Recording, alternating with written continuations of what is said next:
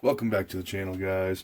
We are going to do some bearings on the differentials. I have a center one here, the two, the front and rear here. Here's the 6 bearings. We're going to do each diff. I'm going to change some fluids. I'm currently running 500 in the center, and I run 50K front and rear. Basically, there's no one way to set these things up. Everybody has a different way to doing it. Everybody uses different weight oils. I've just settled on the 500. I feel, it's worked well for me.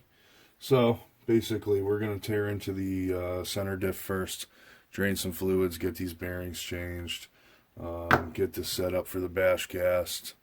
We are approaching the full build. I mean, a lot of the stuff is pretty much done. The differentials is probably the last lengthy thing that I have to do. Just rebuild them, and then, we'll shim them, get them in the housings and all that stuff. That's another thing I'll go over, when I get them into the bulkheads and, stuff like that. I'll get into the shimming. I got some part numbers for you guys and, stuff like that. But, there's no one way of, doing this. This is just the way I do it. If it works for you, that's fine. But, this has worked for me for quite some time. I have pretty good luck with them. I do shear pins sometimes, not in the center, but in the front and rears. I'll shear a pin, and the pin will shear. It'll take out the planetary gears, one of the sun gears, it will smoke it. So, it's just something that happens, landing on throttle and stuff like that. It just takes them out. So basically, let's tear into this center one, and we'll get her done.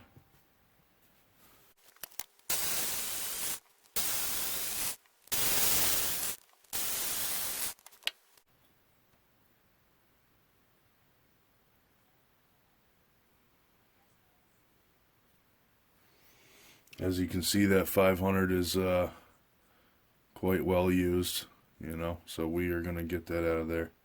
It almost takes the appearance of grease.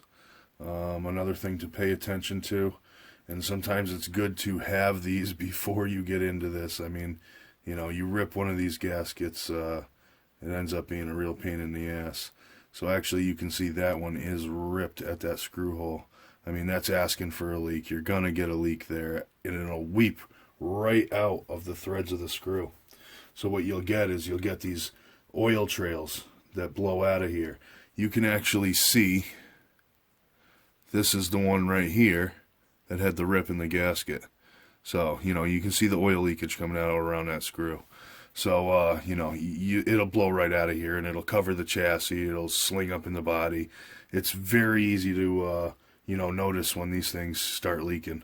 So make sure you have some gaskets laying around. I always keep a bunch. I have a kit here with, a bunch of parts. So I always keep gaskets on hand. Obviously, this center diff is going to need one. We have a slight gasket failure there. So we're just going to toss this over to the side. That's going to be a garbage gasket. So now we're just going to clean this up some, get some of the old 500K out of there. Like I said, it takes on like a grease appearance, and I mean 500's thick, so it is almost like grease. So you're gonna have to wipe it up, clean it up, use a little alcohol if you have to at the end, to get it clean if you're that meticulous. Sometimes I don't really get too crazy about it because I service them quite often, but strictly up to you. You can clean the hell out of it if you want to. If you don't want to get all greasy, and you can take care of it. But anyway, so we got that one pretty much cleaned up. And then what I do is I'll take a rag just like this, a paper towel rag, whatever.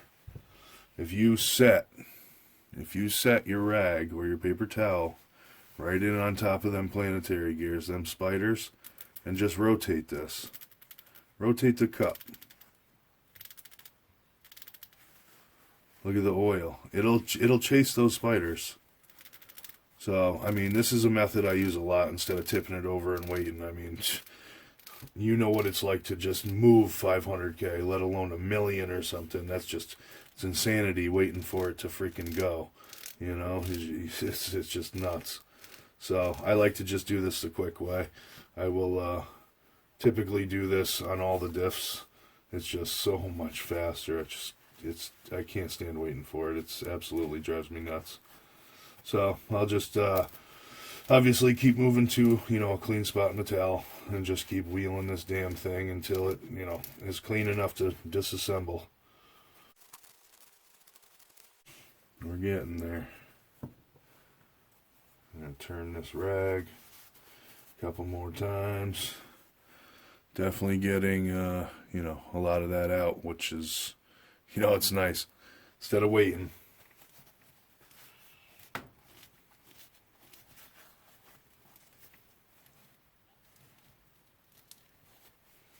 Now keep in mind, I am holding the cup still, as you can see. I just pinch it with my fingers like that and then put pressure in on the towel on the spiders.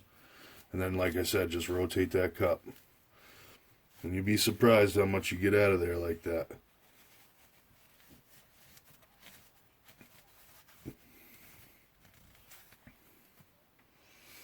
I mean, really, look at that. That's not bad. For just rubbing the damn things on a rag and spinning the cup. So we're going to set that aside. We're going to get rid of this rag.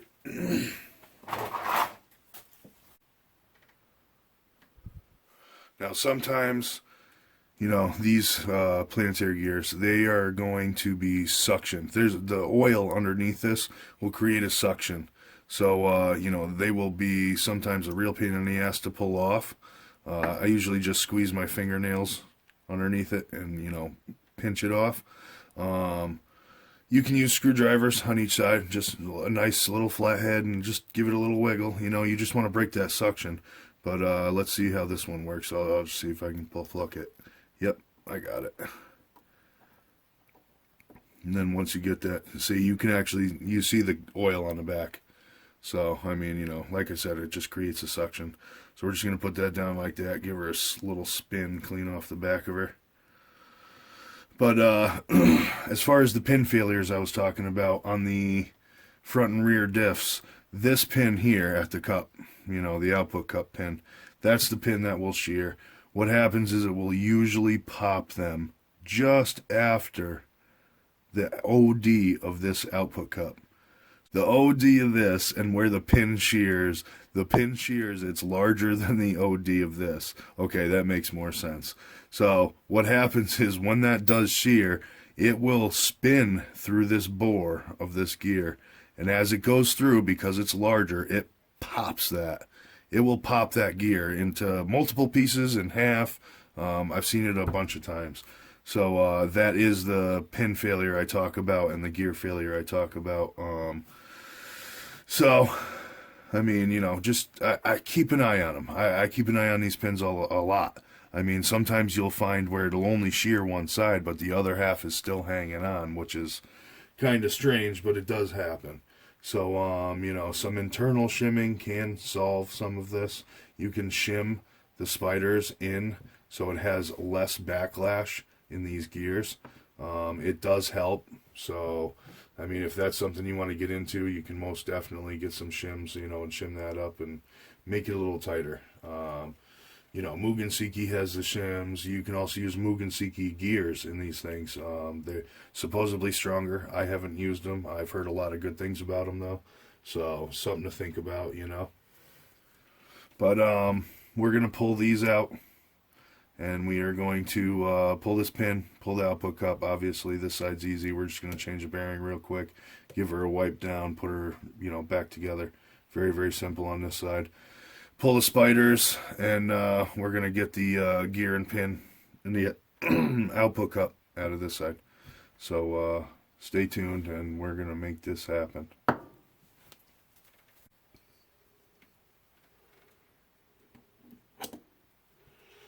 There's our pin.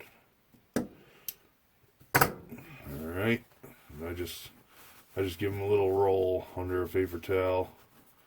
Usually cleans them up pretty good. Yep. So there it is. I mean, This is the pin that shears. It's a 2.5 millimeter pin. You can also do, you can get titanium rod. I mean, you can get all kinds of things. High-speed drill steel. You can make your own. You can order blanks, 6-8 inches long from McMaster-Carr if you want. If you want to make your own pins. If you don't want to make them, this is the pin number. Oh, I'm mistaken there. 2.25, not 2.5. But 2.25 by 9.8 millimeters long. That's the part number, the Arma part number. I keep a lot of these on hand.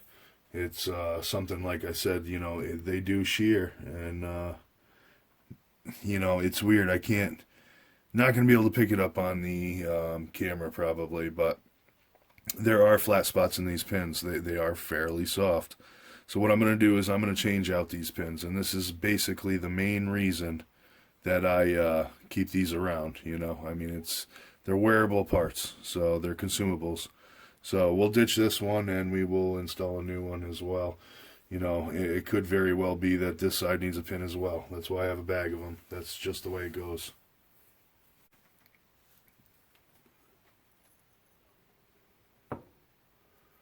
Alright, there's our old bearing, there's our cup. Extremely dirty. We're just going to clean this up some. We want to clean the OD pretty good so the ID of the bearing race sits on there nicely. No corruption. Nice and clean. And then, we'll clean this side up. Make sure that O-ring's intact. Yeah, O-ring is good. Now, sometimes you will see some of these diffs have shims here. Depending on the version you got, there will be shims in here. That's another thing that helps this gear breakage. If they're not in there, don't freak out, because that's the way they were originally designed without them. So, don't freak out if they're not there. They won't leak. It's really, like I said, it's breaking it down to internal shimming. And, some people say it's great and some people say it's not great. I mean, I don't know. It's up to you, really. I don't really fuss over internal shimming of the differentials, because typically your failure is going to come through a input gear or a ring gear. So the ring and pinions are the most vulnerable. It'll pull a tooth, it'll kill the pinion. A lot of it has to do with bearing yield. The ID of this bearing, the inner race, the outer race, it does have some wobble. And what happens, the more you use this, the more it wears, the more actual play ends up in that. So what you get is you get a bearing yield. So the pinion will move away from the spur gear, so now you're increasing your mesh, it's getting looser and looser, and then you start popping teeth.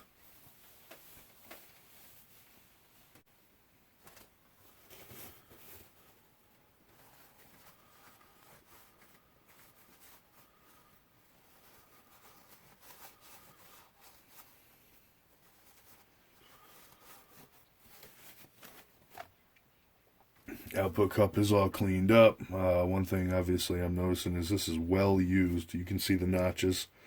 The pins from the dog bones are wearing little pockets in them. That sometimes that creates a eccentric wobble in the drive shaft, the center drive shaft. So, I'm going to look at some of my other cups. I'm sure I have some here that are less worn. I will replace them if that is the case, if I do have some better ones. If not, we're going to run them. I'm not too scared. But let's get this thing apart, the center section, and we'll go from there. So I'm just taking some pliers and pull the bar, top bar, straight up. Now you're going to get your assembly out like that. So you have an assembly there. There's some internal shims behind those planetary gears. So we're going to pull that one. We're going to pull this one. Now there are flat spots on the shaft. So the first one that goes down in is going to be flat side up. Second one goes down flat side down. So basically they will mate into each other like this.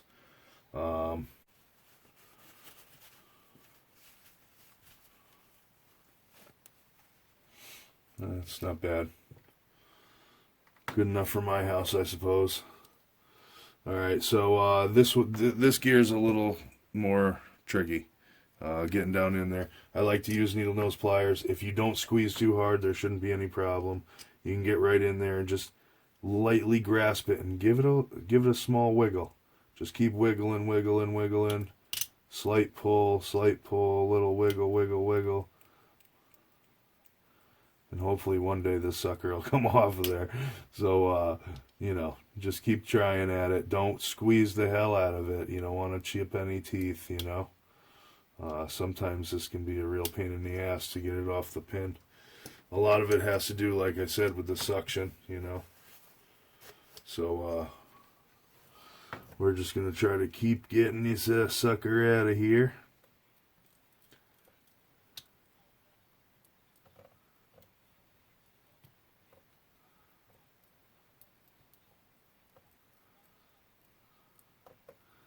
Oh, she is being stubborn, boys. She is being stubborn. There she goes. That's what we're after. So, now we're left, obviously, with our pin. We're going to pluck that pin out of there. Nice and easy with the needle nose. Throw her down on the cloth. Pull our cup. So, there we are. She is disassembled. Ready for some new bearings. We'll pull this old bearing off of here. And we'll discard that.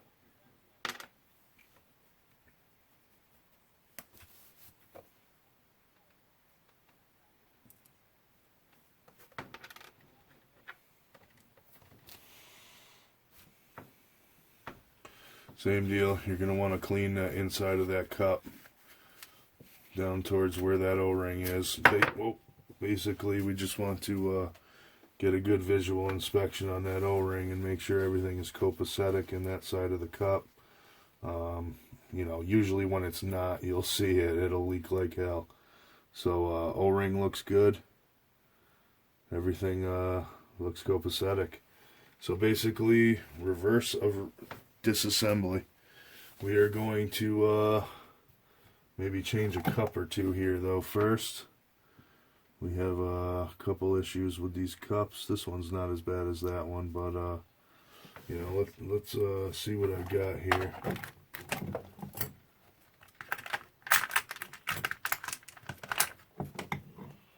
Alright, that cup's really nice, so we're definitely going to use that cup instead of this one. We're going to retire this one. So, we got our cups all cleaned up nicely. We got everything here cleaned up nicely. This bearing surface needs to be cleaned up a little bit. You know, we don't want any corruption where that bearing's going to sit. You know, you won't get a full seat if that thing has shit all against the land. So, got her all cleaned up. Let's check this pin out as well. See if we need a replacement on this pin as well as the other side. The other one was pretty worn. This pin actually looks in good shape, so we're going to keep this pin. But we are going to discard this one. And even though it's worn, even though this pin is worn, I'm going to keep it around. You never know. You run out of pins and, you know, that'll get you going again. God bless it. So let's pull one pin out of here. One of these 2.25 millimeter pins. Of course, this thing's kicking my ass. Here we go.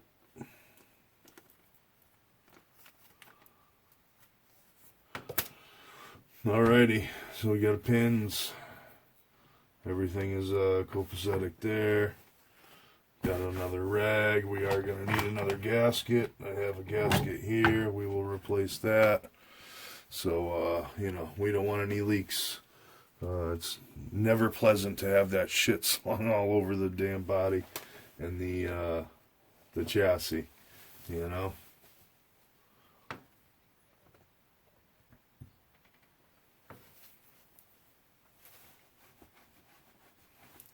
So we're going to start out by just pressing our new bearings on. Oh, look at that. Nice loose fit. But, yeah. So we're going to...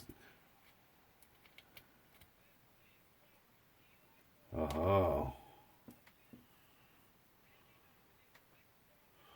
Alright, so I'm actually just noticing, which I did not notice. This is my center diff cup now. But, we got a serious problem with this cup, and I'll show you what it is.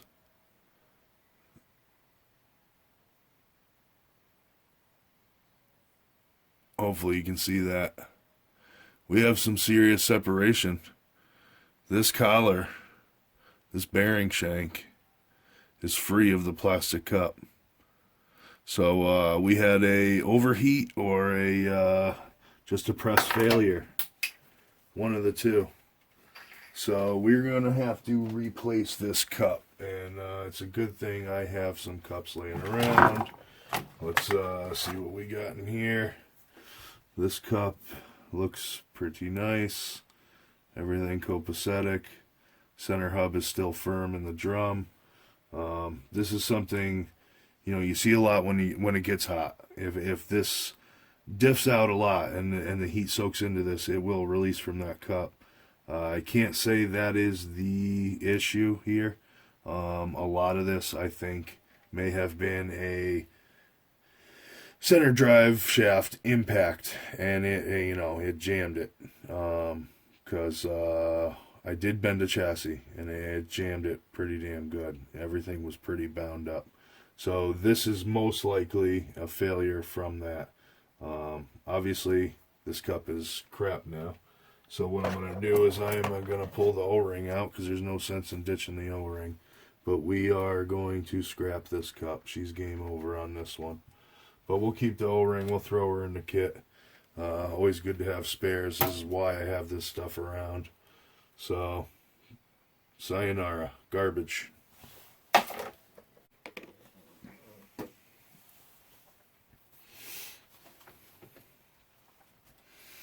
So now that we got our new cup, we're going to reassemble this sucker. So basically, we'll go back to the bearing.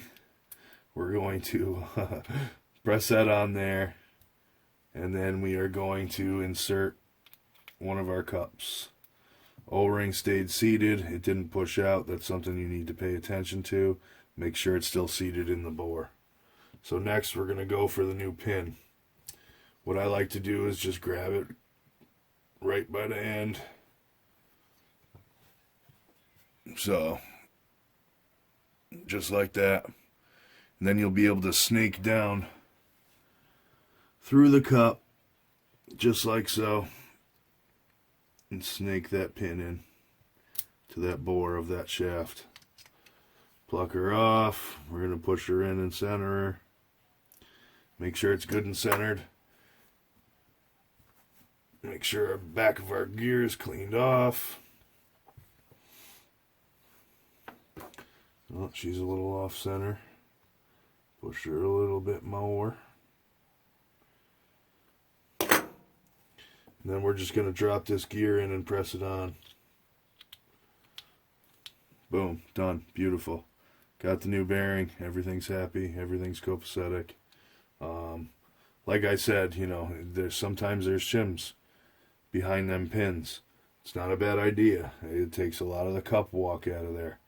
It'll also tighten up the the spiders, so you get less backlash and probably less chance of shearing one of those pins and popping the gear.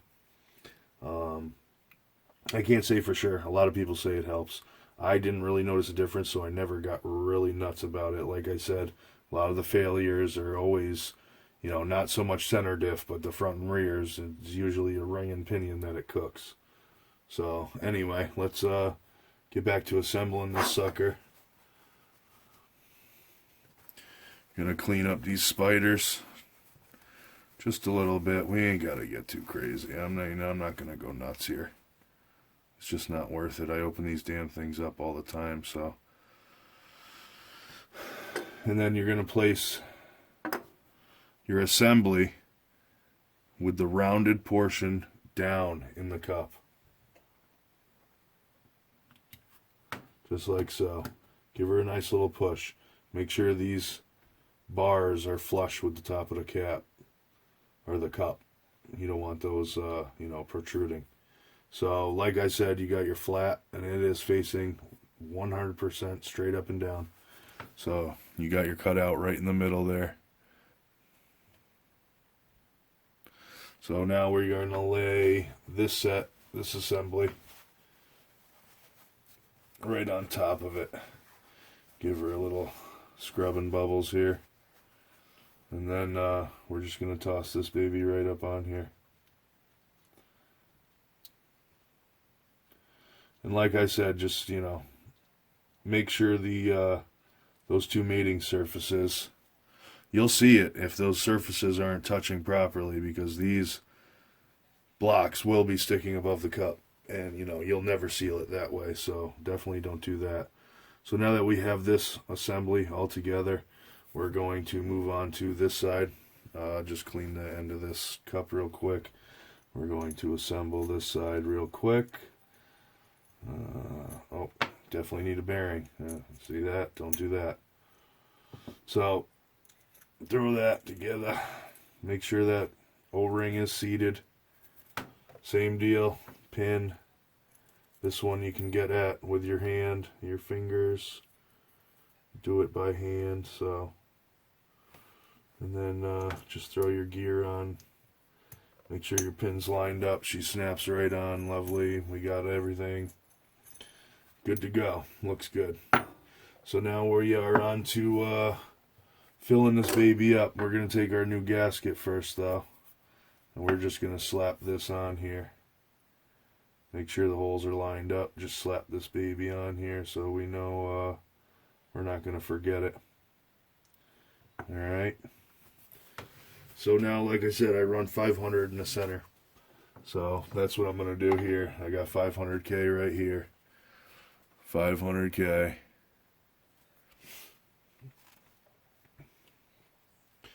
And this ends up freaking pretty tedious because it's like molasses.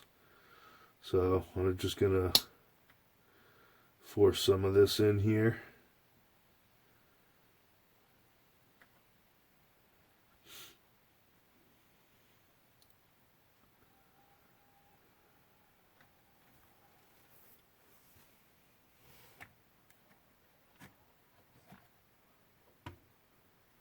Stand that up. I'm just going to give this a little spin to help it along, right around the spiders. We'll just give it a little help. Get it down the bottom of the cup because we're going to need more than that. So, basically make sure your spider assemblies stay down. When you spin it, they are going to want to walk up. Best thing you can do is hold down the two top ones and give it a spin. It'll hold all of them in. And, you just want to get that bottom of the cup full. Nothing like waiting for 500K to sink to the bottom of a cup. Oh, my God. Be here all night. So, I like to just help it along a little bit when I can.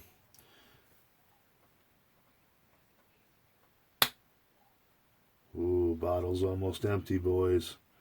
Time for another bottle. But, I mean, you can see the 500, like, look how thick that is. I can't imagine the million. I've honestly never tried the 1 million or the 1.2 or anything like that. But, I mean, just getting this 500 out of the bottle's tough enough. So, once you got the bottom of the cup full, spin it a couple times, get it in there.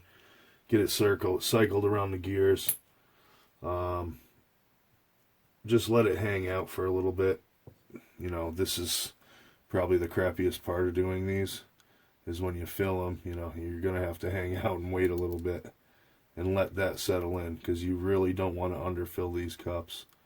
It causes a lot of heat, and it also causes, basically a false reading on your oil. If you underfill it, it's, going to spin a little more freely than if it was 3/4 of the way full or completely full. So, keep that in mind as well.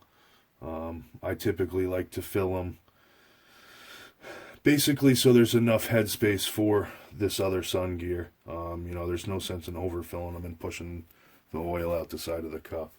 So, we'll let this settle a little bit and we'll go from there. We'll add some more. Constantly keep adding more and, until she's full.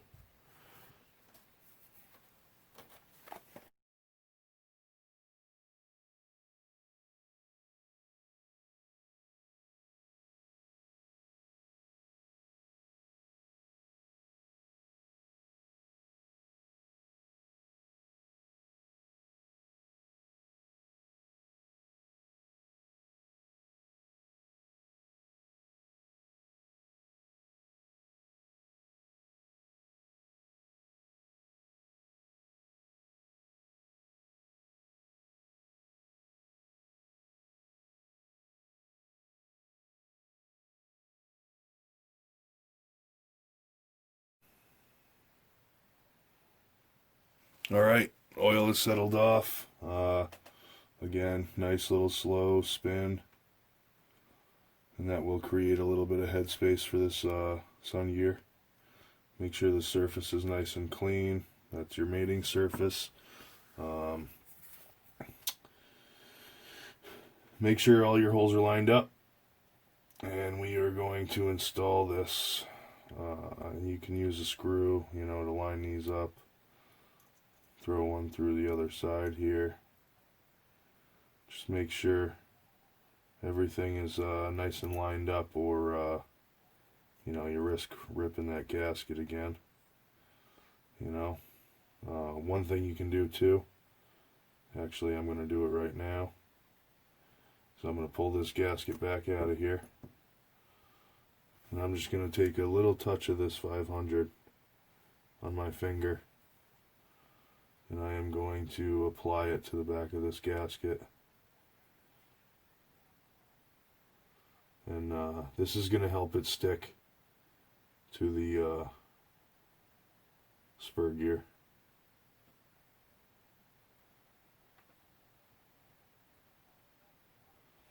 Nice little coating. And then we'll just get this in here. That will help it stay put. We don't have to worry about it moving around. Nice and simple. Make sure it's lined up very well. Throw them screws through there and you rip any of them bores and we're back to square one. So again, you can spin this very slow, very little bit. Creates some headroom up in there. It draws the oil to the sides of the cup. So now we are just going to line up our holes, and here we go. Time for assembly.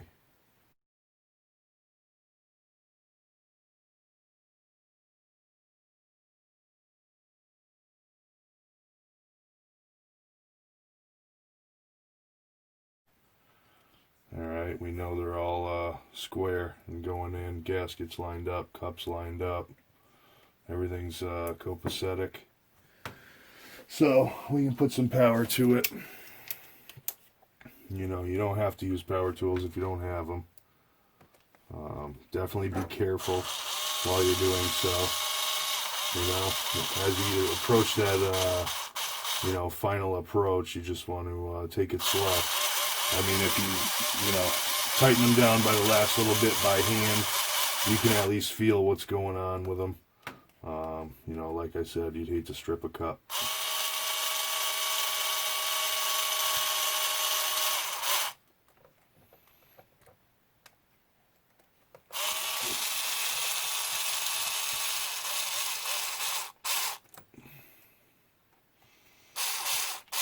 So we're just going to draw this up.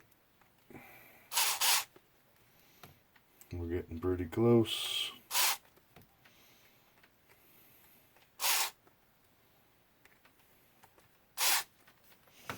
Alright, so now we're going to get rid of that. And we're going to do this by hand. And like I said, you want to feel this out. You don't want to strip the cup, but they also need to be extremely tight.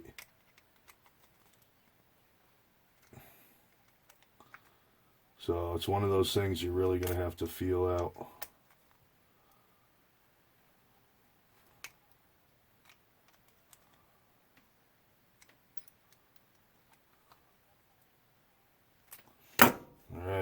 we are buttoned up. We have 500K, brand new bearings. Feels good, all cleaned up, ready to rock and roll. On to the next one.